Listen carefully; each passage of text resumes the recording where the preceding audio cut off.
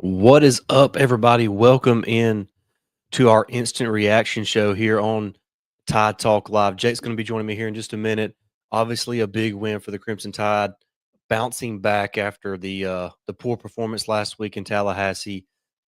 So obviously, you can't take a ton from beating a team like UL Monroe, but I think the attitude, the energy, and the effort from this team has to be encouraging for Alabama fans, and we kind of got a taste of the potential of this team and what they could look like as the 2025 season continues. Jump in the live chat. Let us know your thoughts on the game. Can't wait to interact with you there. We'll try to read as many of those as we can. And like I said, Jake's going to be joining me here in just a minute. We'll take care of some business while we wait on him. This is Tide Talk Live. Stacey Blackwood here. Please like, share, and subscribe on YouTube. We're also free and available where you find your podcast. We are powered by the Believe Network, and we appreciate that. So if you listen to us on podcast platform, make sure you do download us, subscribe to us, and leave us those 5-star written reviews as well. But like I said, jump in the chat. Let us know your thoughts on Alabama's 73-0 win over ULM. Big time performance from Alabama, offensively, defensively, just a great performance all the way around. Obviously, Alabama outmanned the Warhawks for the entire matchup, but the Crimson Tide did a great job of taking care of business and doing what they know how to do. And I think Jake is ready to join us now, so I'll pop him in here real quick. There he is. Jake, what's up, man? I just got into the show, just a little quick intro. Oh, you good? Feels You're good. back in the win column. Feels good to dominate somebody for 4 quarters, Jake. Never let up. And yeah, little Joe says they did what they were supposed to do, but you know that not everybody does that. So you Mhm. just gotta give credit to those guys. Jalen Scott says, "I'm proud of Austin Mack. Honestly, can't believe 100." 17 for 17. That's just crazy. That is Yeah. crazy. Yeah. The quarterbacks are probably outside of just Alabama showing up and completely dominating both sides of the ball, the quarterbacks are the story of the game, in my opinion, because of all three played just really good football, Jake. And Ty Simpson was just my favorite play of the game was when Ty stepped up in the pocket and hit Zay Horton for a touchdown. Just he just looked so much more comfortable tonight. Obviously the opponent probably had a little bit to do with that, but just I don't even know where to start because after how emotional and just kind of disappointing everybody was after last week's loss to Florida State, which by the way, they're probably a little bit better than what we gave them credit for. Mhm. I mean, they beat somebody 70 something to 3 or something like that today. So they're probably a really good football team too. But Alabama just they took care of business. Where do you want to start, Jake? Well, what stood out to you most about this performance from Alabama? Well, I want to reiterate something you mentioned on our last show, our preview show, and really the review show of the Florida State game. But you said leave no doubts. Go out there and leave no Yeah. doubts. They went out there and left no doubt tonight, and I want to see the intensity. I want to see that fire, and I want to see, especially with Bray Hubbard, how he acted. And I mean, he did miss a couple of tackles, but he was flying all over the field tonight. I want to see that as an honorary captain who's stepping in as a captain right now for Tim Keenan. So I was glad to see that. And man, everybody was just getting involved. The second stringers, the third stringers, that intensity level never wavered, even with the second and third units tonight. I love that mentality that they come out with tonight. Yeah, I think that's probably the biggest story of the game was the fact, like you mentioned, no matter who was in the game, whether Mhm. it was a first string guy, second string, third string, the intensity never dropped off. Right. It was a full 4-quarter performance from this team, from everybody that stepped on the football field. And I want to add something real quick. That targeting call on Drake Kirkpatrick Jr. is complete bullcrap. There was some questionable calls tonight. I, I mean, at what point are they Really. just going to let them guys play football? He Right. led with his shoulder. Hmm. And too bad he knocked the piss out of the dude. That's football. Yeah, it happens. It happens. But Yeah, I mean, just the intensity level of the team and how they just played Mhm. for 4 quarters, that really stood out to me, and that's what Alabama needed to do after last week's performance, and, look, a lot of it was an effort thing last week, but I wanna say this, Florida State's a good football team, they had a great game plan, and they executed, and so I don't want us to lose sight of the fact that Florida State's a good team, and maybe they just had our number that day.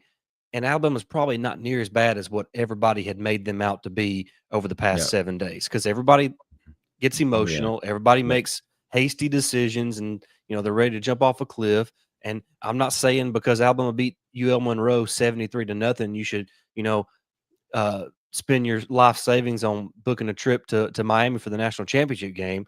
I'm just saying it's probably somewhere in the middle. Alabama's probably still a pretty good football team.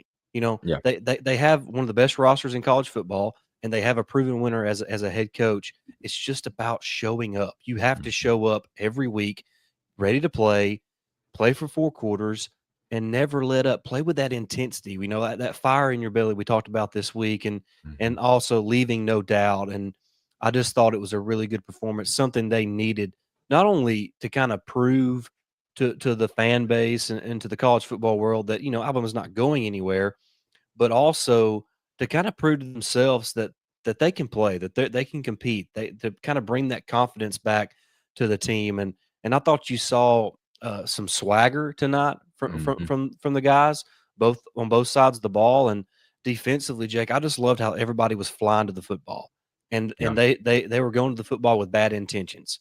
I think they forced Mhm. 3 turnovers, which was huge. Great job by the second and third team guys not allowing ULM to get into the end zone or Mhm. putting that goose egg up. So just a really good performance. And I want to get to the chat, Yeah. so we make sure we read those. Ben says, "What's up, guys? Seemed like the team that we knew it could be. Absolutely. Mhm. According to X, the world ended Saturday. Guess what? It Mhm. didn't." Yep. Todd, roll tide from Salt Lake City, Utah, Oh, by way of nice. Sweet. Hey, thank you for joining us, Todd, all the way Mhm. out there in Utah. That's awesome. I think I'm gonna run the table and show the world what they're all about. Mhm. Certainly possible. Jalen Scott, Wisconsin should be a win. So the real test is still waiting up ahead in Athens. DeBoer going 2 for 2 on Kirby Smart. Epic. And look, I can't wait to talk about that game when we get there in a couple weeks. But the good news is we have another game against Wisconsin next week. Another chance to kind of put a feather in your cap, kind of prove, Alabama took it to Wisconsin up in Madison last year. So I Mhm. imagine the Badgers are going to come to Alabama with a little bit of edge and trying Yep. to not trying to prove something. But uh, if this version of Alabama shows up, and I don't mean from a pure execution standpoint, I mean from a intensity level, from a relentless effort standpoint, if that type of Alabama shows up, they can compete and beat anybody in the country Right. because the talent is there. Mhm. So it's just about showing up, Jake. I mean, we talked about that. Show up and show out. Don't talk. I don't want to hear the talk. Just play ball. Right. Exactly. And that Georgia game is going to be interesting because it's going to be the next road game that Ty Simpson is going to be in. I'm hoping the nerves and all that is out of his system by that point because he played really well tonight. I mean, 17 for 17 and just dropping bombs. And that one that got taken away when he threw it to Jeremy Bernard was absolutely beautiful. I don't know what, the guy was holding up Jeremy Bernard and Jeremy just finally got to, just ran him over. And I don't know why they called it on To me, it was to me, and this is my crimson colored glasses. It was incidental contact by both yeah, of them, and the ULM guy just fell over. yeah, right. Yeah. I mean, so and I think that's what Jeremy Bernard was kinda arguing, like, "Hey, man, we just kinda ran into each other and he fell Right. down." Yeah. I mean, he But didn't, they took 2 touchdowns away from Ty on that drive because I think the mhm. next play or a couple plays later, he breaks free for a long touchdown run, they call it back. Right, But, for a hold, but but man, it was hey, dude, he is he's balling. he's got to be in the conversation right now. Got to I mean, be. I'm not gonna pretend like I've watched every SEC game so far this year, but Mhm. he's looked like the best receiver in the SEC this season so far. Right. Absolutely. And another guy I want to give props to is on, especially on defense, is James Smith. He was all in the backfield tonight, just everywhere. So glad to see a guy on the defensive line have a big game. He definitely had a big game. Yeah, we'll get to some stats here in just a minute. I want to. Ben brings up a great point. He says, "I think you guys, I think you saw guys that knew they didn't play their best last week. It's Yeah. amazing how being humbled Oh last yeah. Saturday changed the pro." I think that's a big word because Yes. leading up to that Florida State game, uh, Josh Pate, Jake Crane, Greg McElroy, there was a lot of national analysts, kind of talking this Alabama program up, and maybe they bought into it. Maybe they thought, hey man, we can just stroll into Tallahassee, you know, half-ass it for lack of a better term, and Yeah. get a dub, and it didn't happen. Yeah. And so they got humbled a little bit, and they seen what it takes to, if you want to be a championship team, what it takes, and it takes a championship effort, and that's what we saw tonight. Um, Ben also says, I thought all three QBs played great tonight. The future of the Yes. program, absolutely. Jalen, agree with you on James Smith. Mm-hmm. Tristan Ty Simpson, day one, roll tide. Yeah. Yeah. Roll Tide. Yeah, James Smith comment again. Yeah, I mean, James Smith was definitely a story defensively for Alabama. I thought Deontay Lawson played really good. He did. I thought Justin Jefferson really stepped up. Um, I thought London Simmons made a couple plays as a true freshman there, and Yep. and I noticed that they doubled him pretty often when he was in the game as well. So ULM was showing him some respect as well, even though he was a true freshman. So, and I love the way our linebackers and our defensive backs got downhill, Mm-hmm. and how physical they were, and flying to the football. And I don't know if you caught this or not. There was several occasions in this game, Jake, where we would run like a 3-2-6 type defense, and we would bring Bray Hubbard down in the box almost as another linebacker. Yeah. Um, and I think we would move Zabian Brown to like Husky or something like that in those situations. I have to go back and watch the game again to get that correct. But it was something along those lines. I thought that was a very interesting look from this Alabama defense. Giving these opponents down the road different looks to prepare for.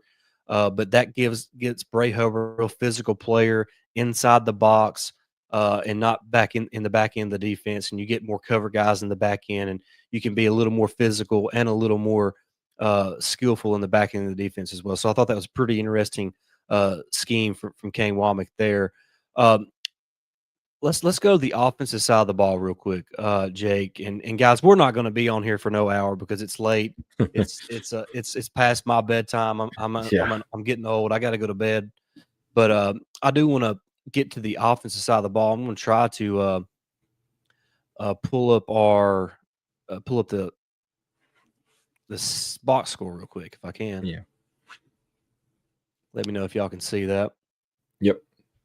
All right, so Look at that. I mean, those QBs, man. That's let's awesome. just start there, Jake. So first of all, Ty 17 of 17 for 226, 3 touchdowns, no interceptions.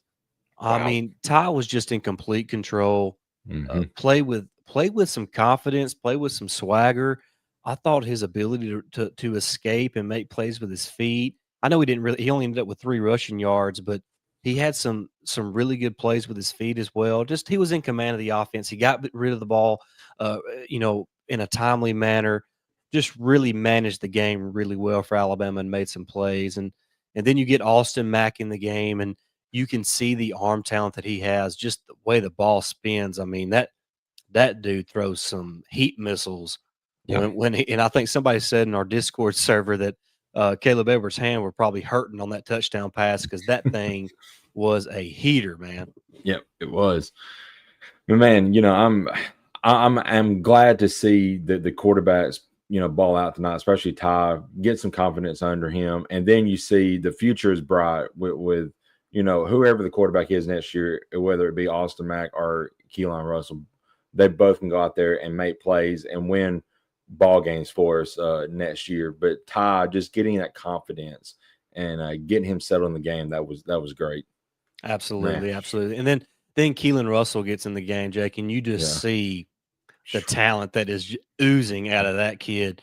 Yeah. Effortless thrower, The touchdown pass to Cole Adams, I believe, when Hmm. he's looks like he's fisting a scramble, stops on a dime and Yeah, and delivers an absolute dart. I mean, yeah, just quick as a cat, man. Just unbelievable talent, Jake. And then the other touchdown pass to the walk on, just I mean, elite throw. That kid's special. yep. Alabama's got 3 really good throwers of the football on the roster right now. I mean, that could be the deepest in the country, honestly.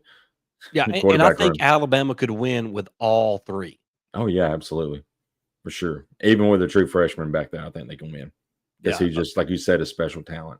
right. Let's Mhm. move to the running backs now because Ben Yep. brings up Kevin Riley, and this is a guy that immediately after the Florida State game, we talked about how this guy needs to be a focal point of the offense with Jam Miller out, and Yeah.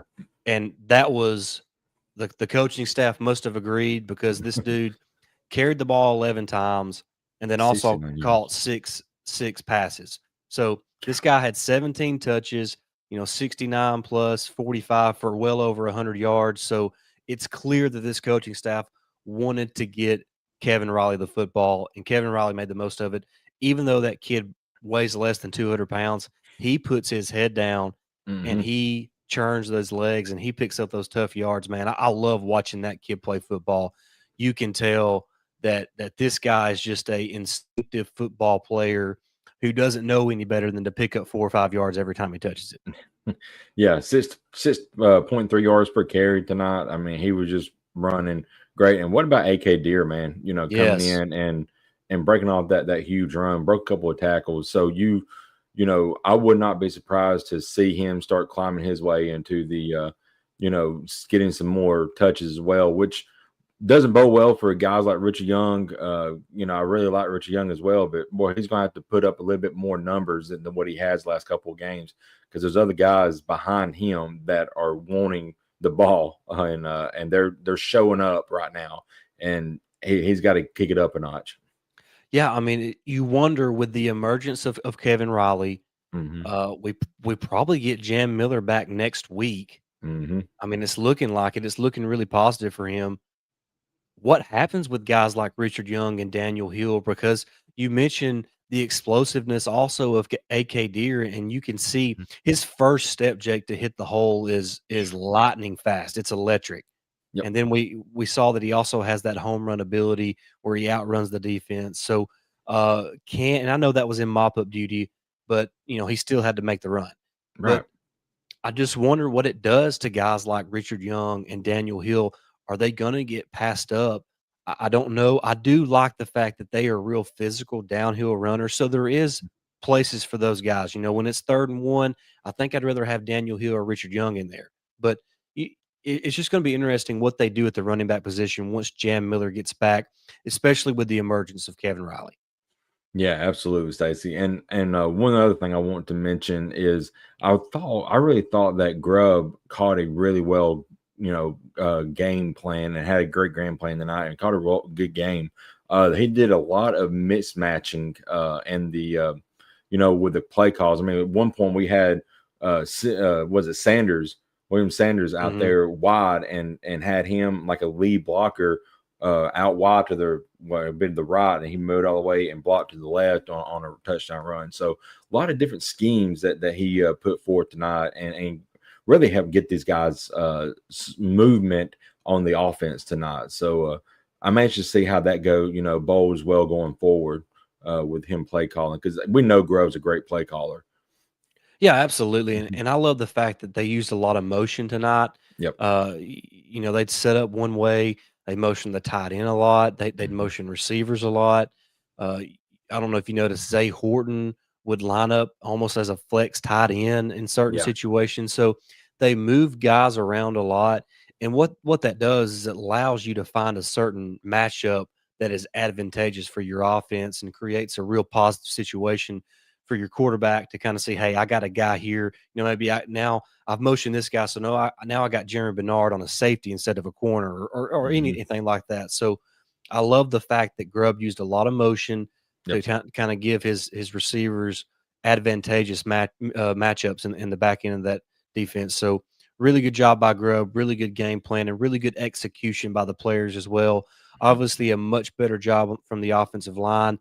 Obviously, the test was not near as great from ULM as it would have been for Florida State, but you still have to execute, and Alabama executed offensively and had a really good day on that side of the ball. And I know we talked about Germ earlier, Jake, but 4 catches, 109 yards, 3 total touchdowns, just a playmaker. We've said a lot about him. Lotsier Brooks, Jake.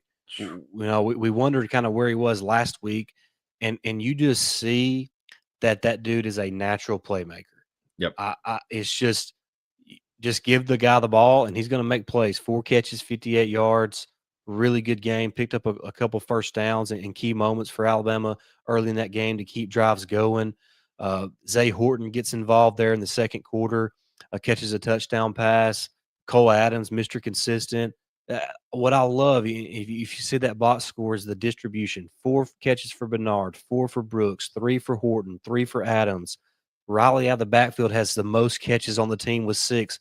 Rico Scott has 3 catches. So, and then you throw it, 3 tight ends combined for 5 catches. So, Yeah. being able to distribute the ball to a bunch of different playmakers is huge for this offense moving forward, because you're developing guys, you're developing chemistry, you're showing other teams that you have different personnel that you can involve in game plans, and it just makes your team a lot more difficult to game plan for when you can mismatch and when you can kind of roll out all these different playmakers to get the ball to in your offense. Yeah, absolutely, Stacey. I was going to say, we know Ryan Williams not playing this game. So once he gets back and everybody stays healthy, you got Germ, you got Brooks who's emerging, you got Horton, you got Adams who can be that 4th guy, or Rico Scott, and then you have our tight ends who are very capable of making plays as well. I mean, we've seen Cuevas do it for a couple weeks now. And now you see Marshall Pritchett have a game which a lot of people thought he fumbled. He dropped that ball, and he actually was able to handle it. And I don't know how he caught that. I don't either. But and then Caleb Edwards, he's another true freshman that got some playing time tonight. So you had the emergence, and the way the scheme was, and how Grubb, like you said, tries to find mismatches. This is going to be great once we get Ryan Williams back, and if everybody stays healthy on that in the wide receiver room, because you're eventually going to have to cover if you're a defense. You got to watch for Ryan. You got to watch definitely for Germ. Brooks is emerging, Scott. Then you got to worry about the tight ends as well. So somebody's going to be open for Ty Simpson with this offensive scheme if everything keeps going like it's going right now. And if you can continue to develop the ground game as well, Jake, it's still not where it needs to be. Right. But I thought there was improvements made even against Florida State last week, but the game kind of got out of hand. You had to abandon it a little bit earlier than what you probably wanted to, and maybe even what they probably should have. But I thought they did a good job of mixing in the run tonight.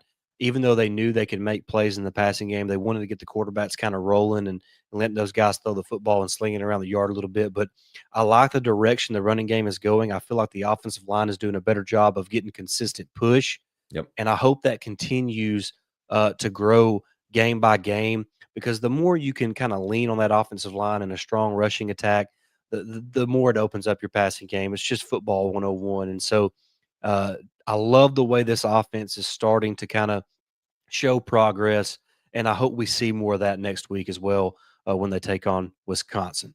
Anything else you want to add offensively, Jake, before we move to the defensive side of the ball? No, I'm impressed with how everything rolled tonight. There's things that could be cleaned up, and one other thing I want to mention is Parker Brailsworth is probably the best offensive lineman in the country right now, honestly. Certainly in the discussion, no doubt about Yep. it. No doubt about it.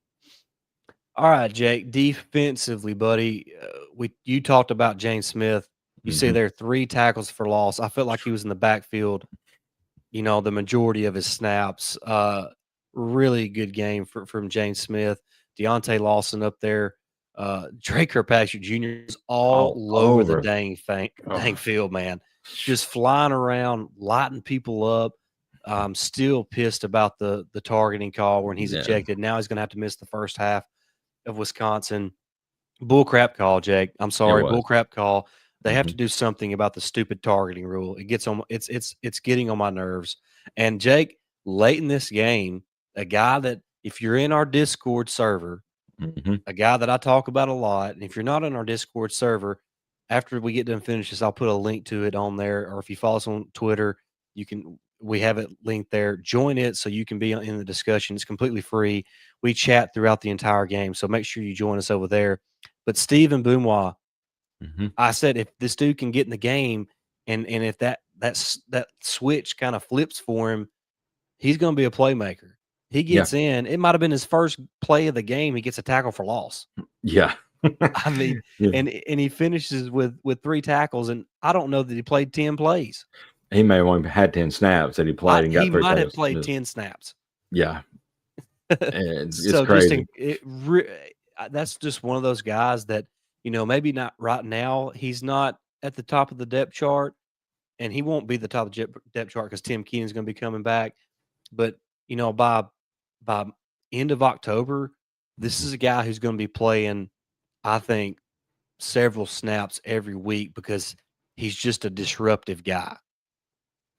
Yeah, I'm excited to see his development for sure because I think we got something special there with him.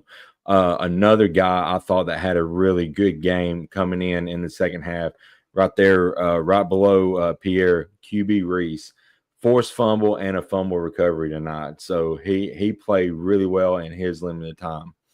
Absolutely. And I want to bring up something. We've talked about a little bit on our show, but last year before his injury, Keon Sabb wasn't the most physical player Hmm. coming downhill.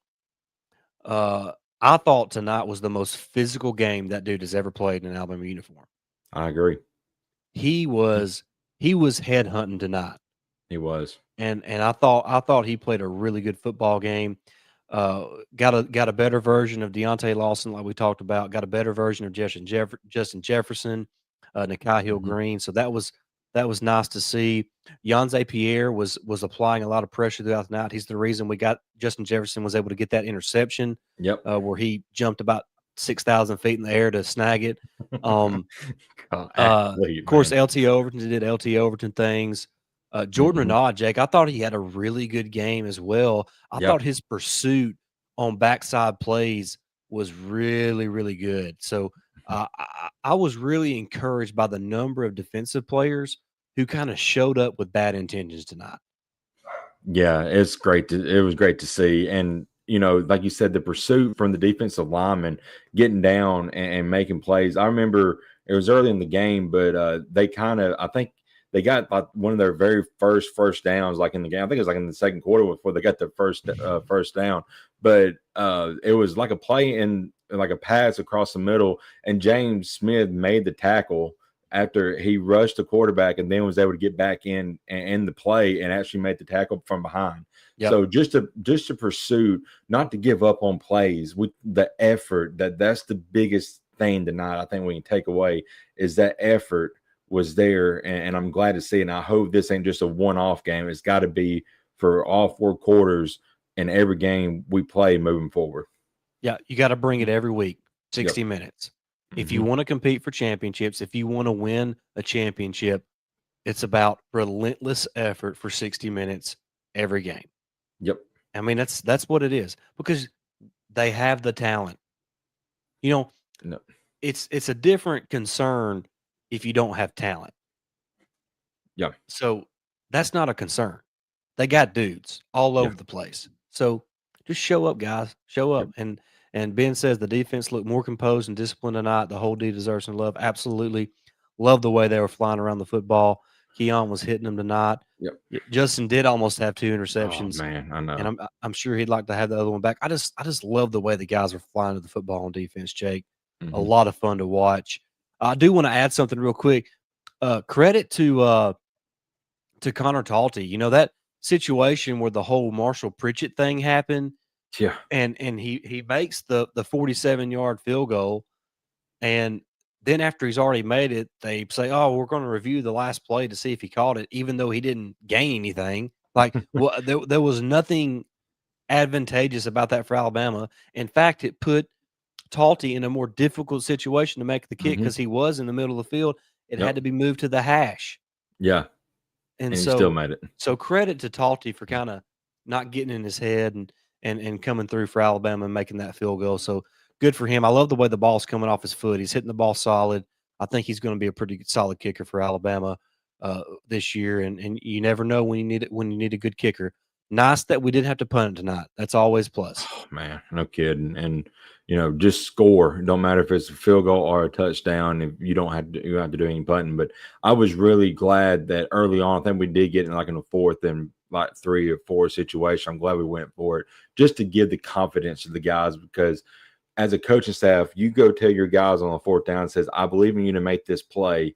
Go out there and do it. And that just builds confidence in your team that say, hey, the coaching staff believes in us. Let's go out there and play for them. And that's what they did tonight. And I loved every second of it.